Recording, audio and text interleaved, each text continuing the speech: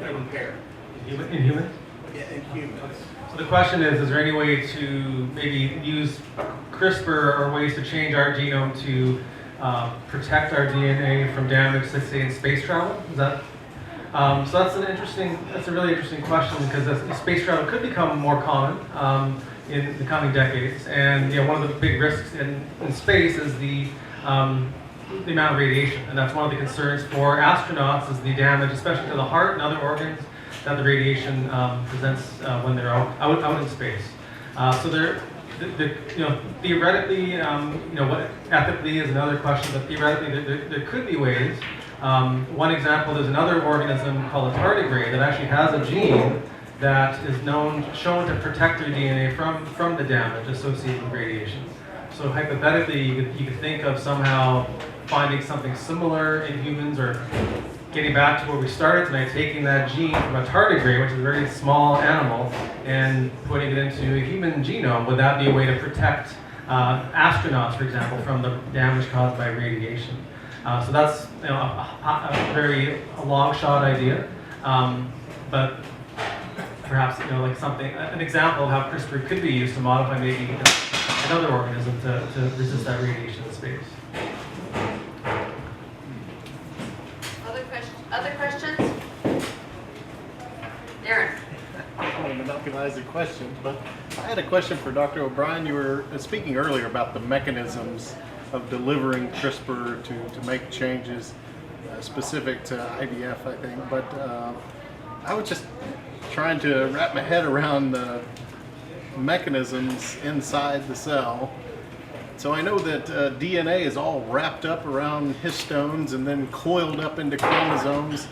Does the way that the DNA is wrapped up, does that affect whether or not it's available for editing with CRISPR? Or does CRISPR not care how it's wrapped up? Okay, so that's a great question. I'll try to repeat it. So the question is, does the secondary and tertiary structure, the complex nature of chromatin, DNA and chromatin, so DNA is wrapped up, not only you have the double-stranded DNA, it's wrapped up around histone proteins and many other proteins to form a very, very complex three-dimensional structure. And I guess the question is, how does the CRISPR machinery get in there to do what it needs to do? Right. The quick answer is it doesn't care. It can plow through all that stuff, no problem.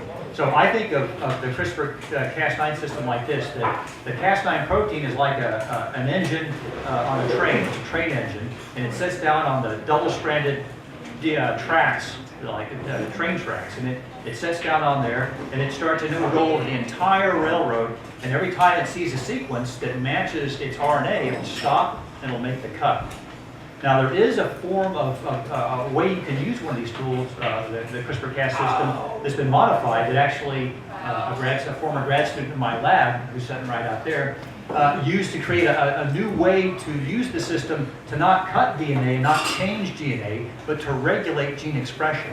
So sometimes it's a good idea to go in and make a change. Sometimes you just want to kind of turn things up a little or turn them down in a reversible way. And so there's a process called CRISPR interference, and that's been developed in a lot of cell culture models. But what Ryan wanted to do was find a way to make this actually work in an animal so that he could turn up a gene in an animal or turn it down, and he actually got it to work. But it turns out that that form of CRISPR is really susceptible to that kind of 3D structure that you were mentioning, and that you have to try a lot of different versions of it to find a particular guide RNA that will do the thing that you wanted to do. But he found one that was able to do it for his target gene, and we think it's something that will add significantly to our toolbox of being able to regulate gene expression in murine models of human disease. Does that answer your question? Other questions? Well, I have a question. So, doesn't the CRISPR-Cas9 system sort of run on the rails of the DNA until it finds the appropriate sequence with one of those protospacer adjacent motifs? So yeah, I shortened it. So it'll run along the tracks, and it'll stop every time. So different Cas proteins, different Cas9 proteins recognize a different sequence. The most common one, the one from Strep pyogenes, recognizes the sequence any nucleotide GG. So every time it sees a GG, essentially, it stops and then asks, do I have a match to my guide RNA? And if it does have a match, then it'll cut. Thank you. Gretchen? Okay, so another literature thing. In the story, The Immortal Life of Henrietta Lacks, they talk a lot about ethics and privacy, and it's kind of a twofold question. Would some of the lessons that we learned from her be applicable to gene editing, and can the HeLa cells be used at all in gene editing? Wow. Let me defer to you two before I try to address ethical issues. So they get used all the time, but you can't use them in for any kind of therapeutic use at all. They're very heteroploid. They don't have the normal number of chromosomes by a long shot. And in fact, they're so different from each other. Even the HeLa cells we have here in our labs in Arkansas are not the same as HeLa cells in a lab in Illinois, for example. They're very, very muted, so far different from what they originally were that they're not even the same cells. Thanks. And from an ethical point of view, we tend not to want to be doing research on people's cells without their permission, right? And I don't believe she ever gave her permission for the use of her tissues.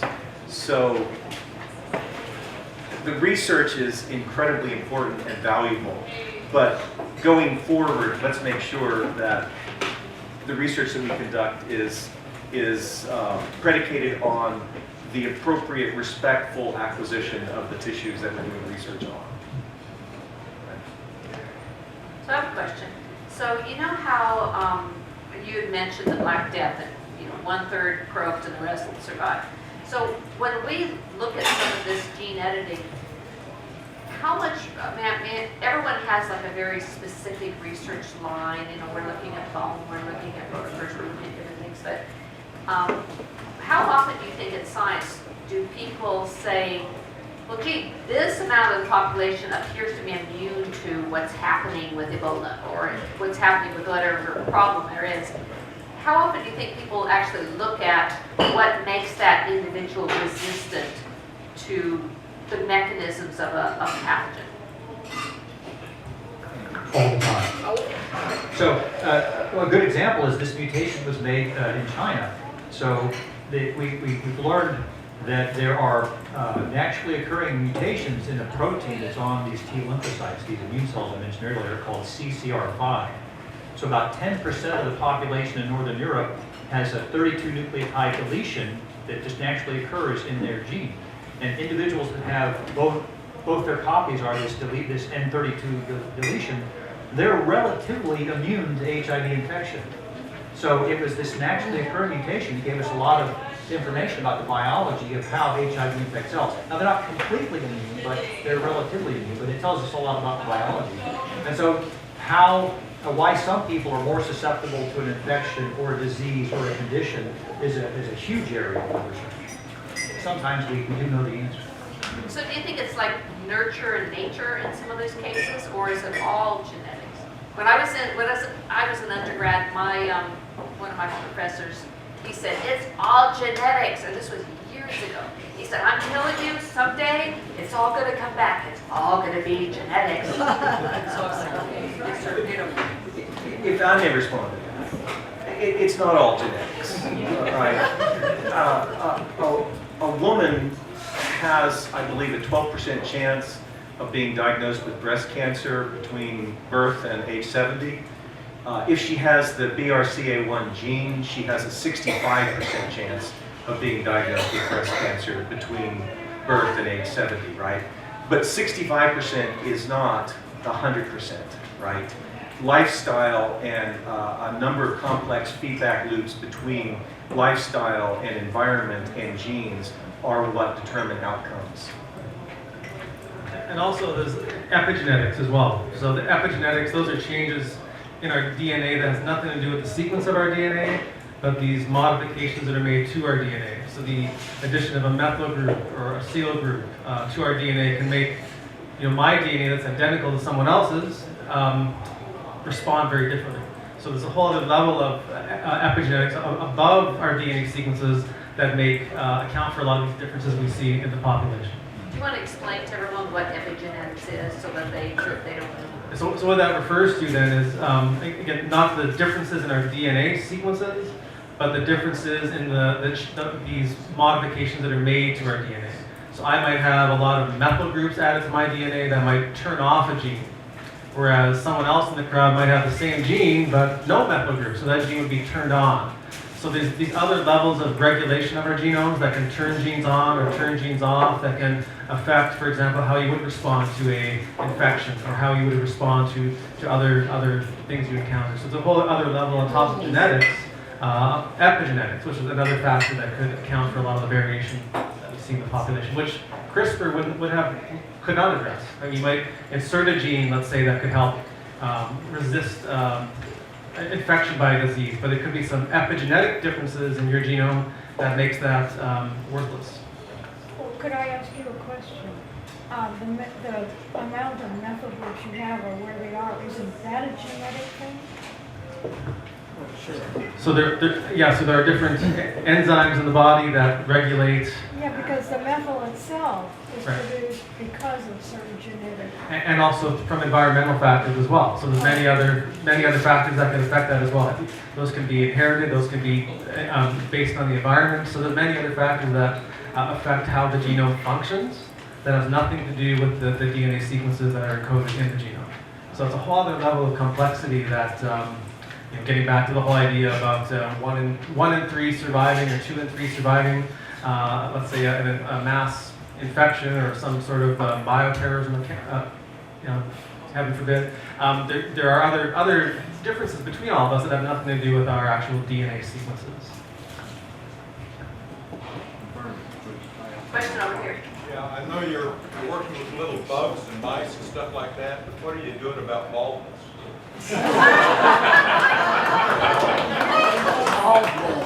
Let's get real, right? Excuse me, what are you doing about baldness? Okay, fun fact, right? The first bioethics conference I ever went to, I learned that in the control group that got placebos in the trials for Rogaine, that 2% of the men in the control group that were just getting placebos grew hair. Positive thinkers. Yeah. Other questions? Yes. You take two almost identical genetically species that they interbreed, don't have viable offspring or offspring, a mule or something like that. Is there 99.9% the same, but still won't produce viable offspring? Is it possible to CRISPR them up to the point where they could interbreed that close genetically? If they were thousands of a percent off, or whatever would make a true determination of the separation of species, could they be CRISPR up to the point where the offspring are the same species? So the question is there any way to maybe take two species that are very similar genetically and somehow use CRISPR to modify them so they could breed and produce produce offspring? Is that the viable offspring? Well, one species and make it another species, genetic, or the offspring between. For what purpose? Because if you wanted to create a woolly mammoth, let's say, you take an Asian elephant and you know the genetic sequence of a woolly mammoth through genetic material from permafrost, and you could genetically CRISPR it in. Like Jurassic Park. Could you back species something? Can you take something like not back species, but can you not devolve, but if birds came from dinosaurs, could you make a velociraptor by figuring out the species backwards? So Reverse engineering is what you're saying. Well, not with reverse, CRISPR. because evolution doesn't work that way, but tweaking it back. it's being done. Yeah, George Church at MIT is trying to figure out what you'd have to do to a chicken, which birds are descended from dinosaurs. What do you have to change in a chicken to get something that looks like a dinosaur? Like teeth. What's the answer? I haven't looked, but I wouldn't be surprised if he could figure it out, because he's a pretty smart guy. Another fun fact, if you inject into a chicken embryo the proteins that turn on the genes for growing teeth in mice, okay, just for turning on those genes, you can grow teeth in chicken embryos. Isn't that cool?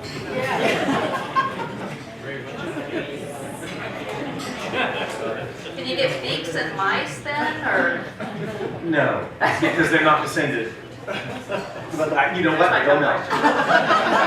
Erase that. But about the species, fun fact, there are these things called ring species. One of my favorite ring species is Laris gulls. So Laris gulls in Scotland can mate with Laris gulls in Norway and produce viable offspring. The ones in Norway with Sweden, Sweden with Finland, Finland with Russia, Russia, Russia, Russia, Russia, all the way around the world, right? Back through, across the Bering Strait. But when you get to, I'm not sure whether it's Greenland or Iceland, the Laris gulls in one of those places can't mate with the Laris gulls just to the east of them and produce viable offspring. They're the same species, but they have ceased to be able to breed. So that goes migration. Yeah. So my hunch is that CRISPR gene editing could turn back on whatever has been turned off and allow them to breed and produce fertile offspring. Cool. There's lots of those things. There's an Ensatina salamander in the California coastal ranges and in the Sierra Nevadas, and the same thing, right? As you go up the coastal range, each population of Ensatina salamander can breed with the next and produce fertile offspring. But at the top, I believe it is, where the California coastal range comes close to the Sierra Nevadas, the two populations can't interbreed, right? Question back over here. Can you point us to the most basic of resources for an elementary school kid to do, find some ideas for a science experiment? In their bedroom?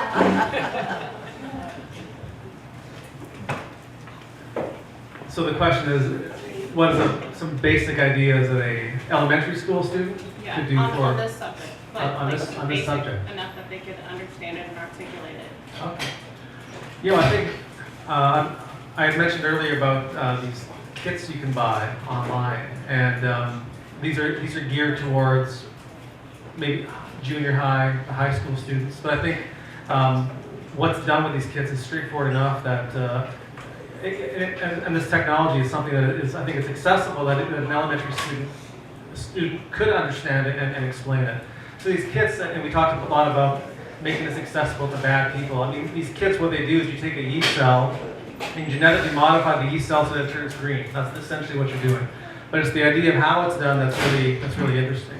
So there are these things you can buy, and whether that would be an experiment or for a science fair project, that's for the student to decide. But there are these very maybe at a college level would be very basic experiments, which would be really cool, really intriguing for an elementary school student or a junior high student to be able to do, and I think also to explain. I think it's definitely accessible. That we're talking about it here tonight to the very general audience, a lot of specialists, but also people that I'm assuming aren't scientists as well. It's a topic that I think is widely applicable.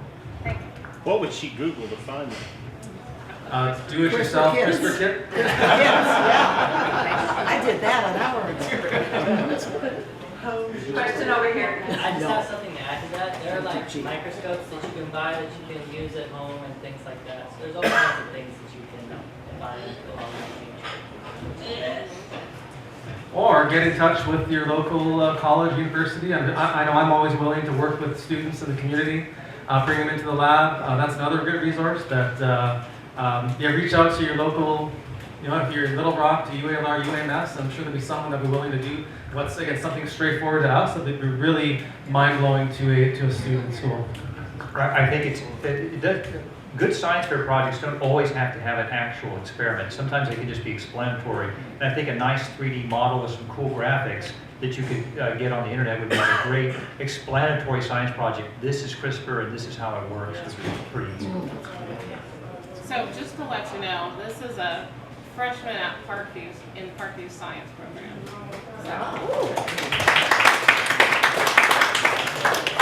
One thing I didn't mention at the beginning is that anytime that you have further questions or want to reach out to one of our panelists, if you go to the Science Cafe website, so sciencecafeLR.com, and you look under the People tab, it'll have all of our panelists, look alphabetically, and then their links are there, so you can find them at the university where they are and that kind of thing, to ask questions and reach out again.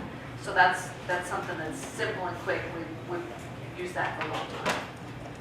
And also, if you have other ideas for topics, because it's getting towards the end of the year and I plan a year in advance.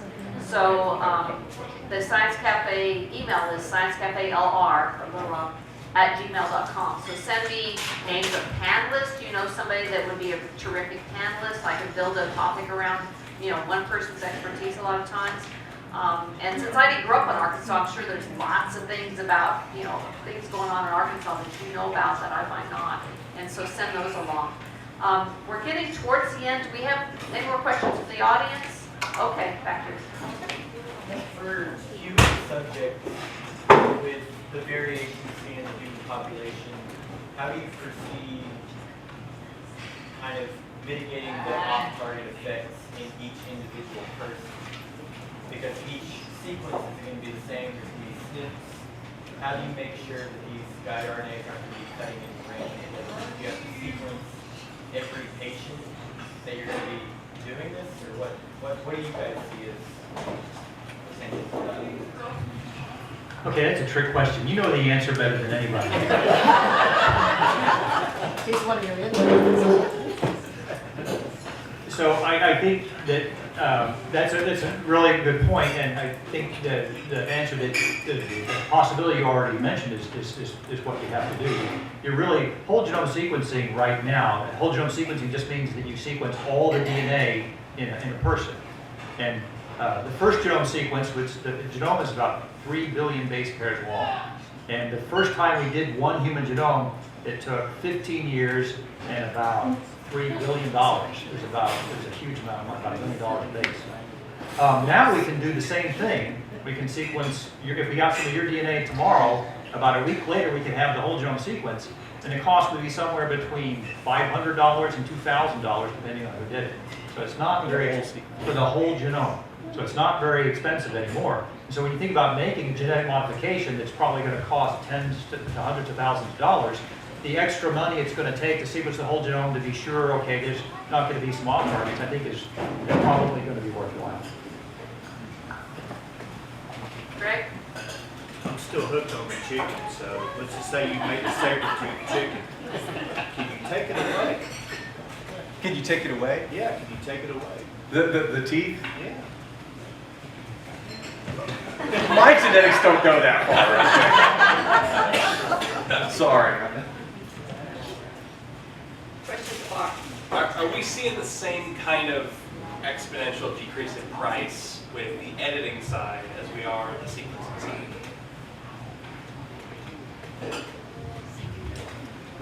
When it comes to actually making it work in the lab, yes and no. So one thing we didn't talk about is gene editing has been around a lot longer than CRISPR.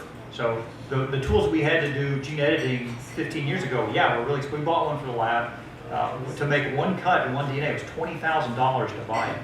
And now we can do the same thing for a few $100s using CRISPR. So gene editing, the cost of gene editing in the lab has come down exponentially. The weird thing though is, like we talked about before, if you want to do it in a person therapeutically, because of all the things you have to do to make sure it's safe, I imagine that the cost of that's only going to go up initially. Other questions? Well, maybe we can wrap up. We're getting towards 9. Could you, maybe we can start with you, Andrew, and just mention what you see in the future as far as your research. What would be your wish list, and any other kind of final comments you have for us?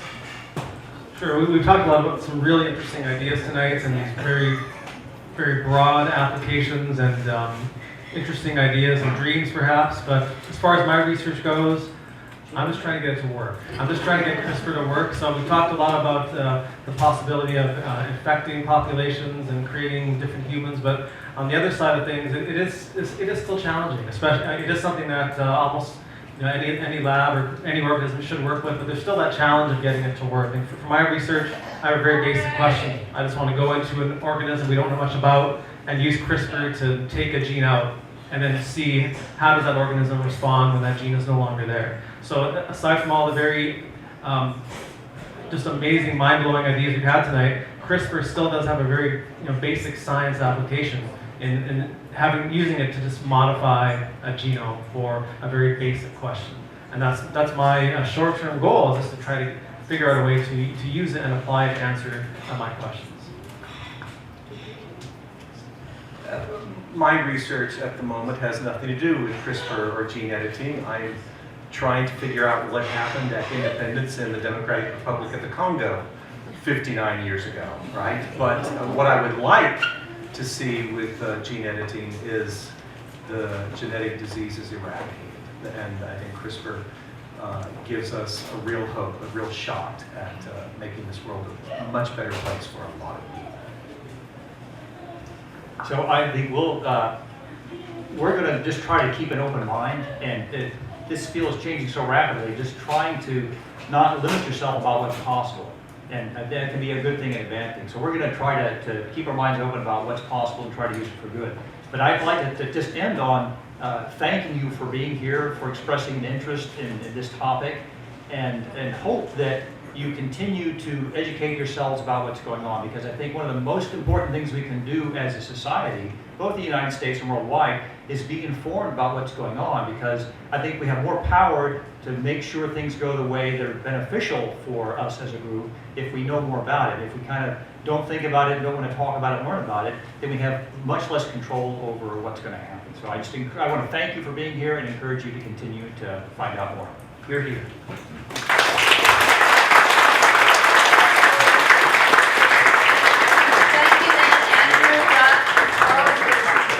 For answering all of our questions and tweaking our brains to ask more questions, and thank all of you for being here. And next month we'll be back here on whatever the fourth Tuesday of the month is, talking about climate change.